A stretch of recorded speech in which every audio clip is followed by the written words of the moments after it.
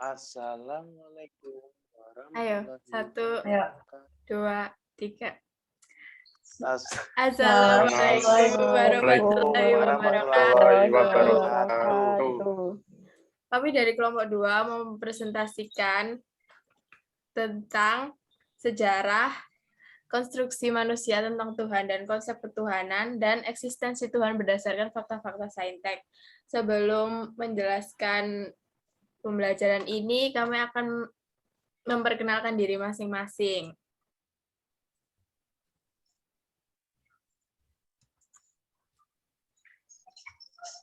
Perkenalkan, nama saya Amanda Nazira, NPM 21044010010139. Perkenalkan, nama saya Bunga Hauranaja, NPM 210440100145. Halo, perkenalkan nama saya Dini Nandia, NPM 21044010142.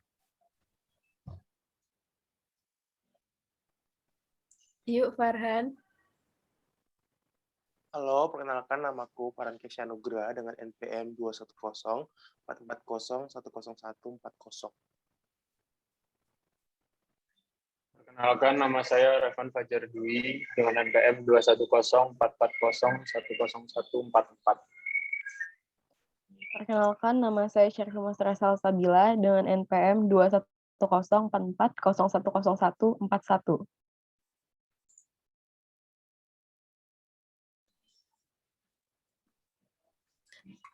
Materi yang pertama kita menjelaskan tentang sejarah konstruksi manusia tentang Tuhan dan konsep ketuhanan.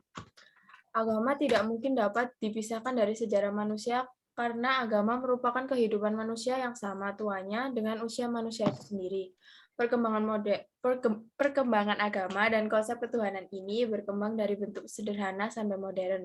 Dalam pandangan Andre Ulang, perkembangan agama dan konsep ketuhanan meliputi berikut seperti pra-animisme, animisme, dan religi agama.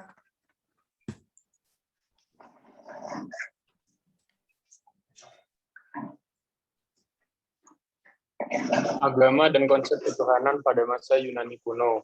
Pada zaman ini, agama berkembang melalui masyarakat dari cerita mitos. Mitologi dalam hal ini digunakan masyarakat untuk menjelaskan tentang hakikat hidup manusia. Agama merupakan sumber makna hidup yang penting dalam sistem kultural manusia, tidak lepas dari berbagai mitos-mitos.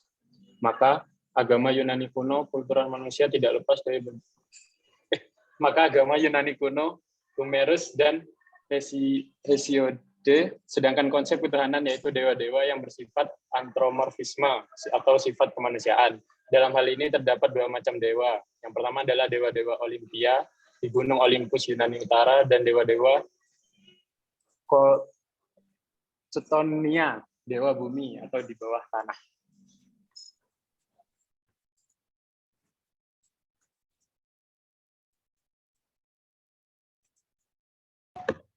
B. Agama dan konsep ketuhanan dari masa ke masa dalam teori evolusi. Agama berkembang dari tingkat paling sederhana menjadi tingkat paling maju.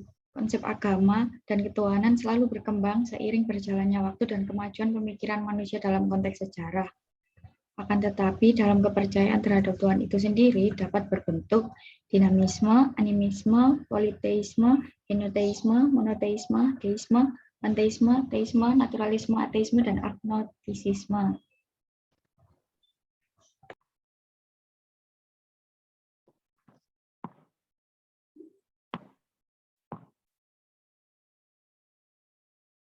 Materi kedua yaitu eksistensi Tuhan berdasarkan fakta-fakta saintek.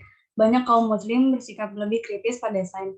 Bahkan ada percobaan menafsirkan sains dalam perspektif Islam karena pada prinsipnya Islam menegaskan perlunya menafsirkan segenap aspek kehidupan selaras dengan keimanan. Dalam artian bahwa ilmu dan pengetahuan mempunyai pengertian yang berbeda secara mendasar, tujuan utama pendukung sains Islam adalah menegaskan bahwa Islam ataupun sains sama-sama bersandar pada sikap tertentu tentang rasionalitas. Jenis rasionalitas yang digunakan oleh sains melibatkan kepercayaan yang sama dengan yang ada pada agama. Pada saat tertentu, perlu ada pendekatan yang berbeda terhadap sains yang selaras dengan masyarakat sekitarnya. Karena itu, sains tidak lebih meyakinkan daripada agama. Ilmu sains itu disusun secara jelas yang dibarengi dengan kata pengetahuan dalam artian bahwa ilmu dan pengetahuan mempunyai pengertian yang berbeda secara mendasar. Pengetahuan dalam arti knowledge adalah hasil daripada aktivitas mengetahui, yaitu tersingkapnya suatu kenyataan ke dalam jiwa hingga tidak keraguan terhadapnya.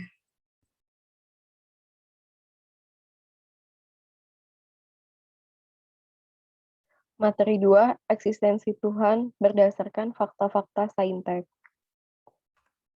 Pandangan Al-Quran tentang ilmu sains dan teknologi dapat diketahui prinsip-prinsipnya dari analisis wahyu pertama yang diterima Nabi Muhammad SAW. Wahyu pertama itu tidak menjelaskan apa yang harus dibaca, karena Al-Quran menghendaki umatnya membaca apa saja selama bacaan tersebut bismi rabbik dalam artian bermanfaat untuk kemanusiaan. Dalam pandangan Al-Quran, dan ilmu sains adalah keistimewaan yang menjadikan manusia unggul terhadap makhluk-makhluk lain guna menjalankan fungsi kekhalifahan manusia. Menurut Al-Quran, memiliki potensi untuk meraih ilmu dan mengembangkannya dengan seizin Allah. Karena itu, bertebaran ayat-ayat yang memerintahkan manusia menempuh berbagai cara untuk mewujudkan hal tersebut. Berkali-kali pula Al-Quran menunjukkan betapa tinggi kedudukan orang-orang yang berpengetahuan.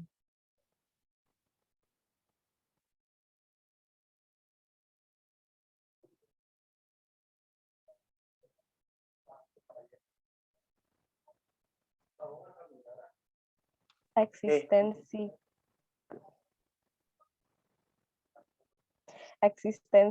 Tuhan berdasarkan fakta-fakta saintek. Beberapa teori saintifik yang cukup membuktikan eksistensi keberadaan Tuhan di muka bumi ini adalah teori Big Bang. Teori ini menegaskan bahwa pada awalnya alam semesta terdiri dari materi yang amat panas. Materi tersebut meledak dengan kekuatan yang sangat tinggi sehingga terus mengalami perkembangan dan akan terus berekspansi. Teori Big Bang dalam Islam sendiri sudah ada di Al-Quran, yang salah satunya surah Al-Anbiya ayat 30 yang berisi awalam yarol lazina kafaru annas samawati wal ard kanata rotku fafatatnahuma wa ja'alna minal ma'ikul syai'in hayyi afala yu'minun. Artinya, dan apakah orang-orang kafir tidak mengetahui bahwa langit dan bumi keduanya dahulunya menyatu, kemudian dipisahkan antara keduanya, dan kami jadikan segala sesuatu yang hidup berasal dari air. Maka mengapa mereka tidak beriman? Bahkan sebelum teori Big Bang dikemukakan dan ditemukan, Al-Quran sudah membahas ilmu sains ini.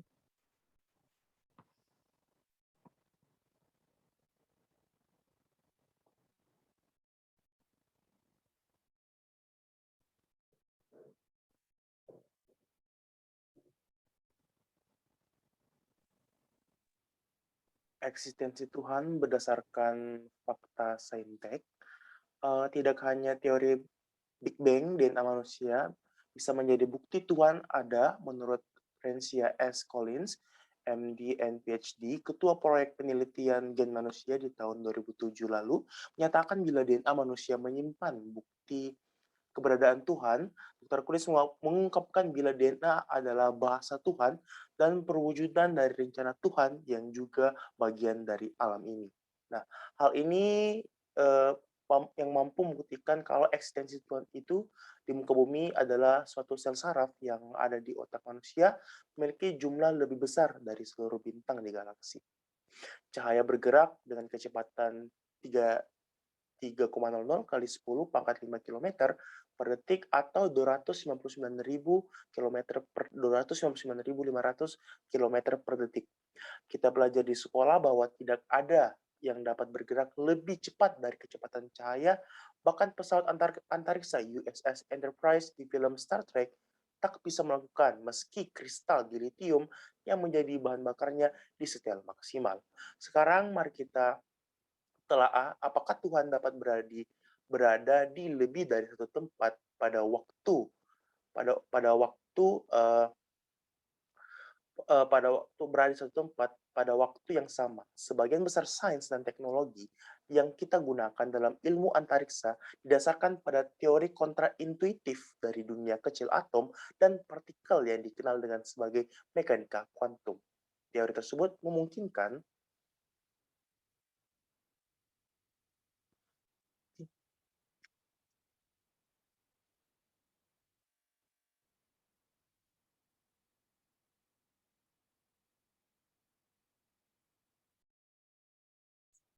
Sekian presentasi dari kelompok 2. Kurang lebihnya mohon maaf.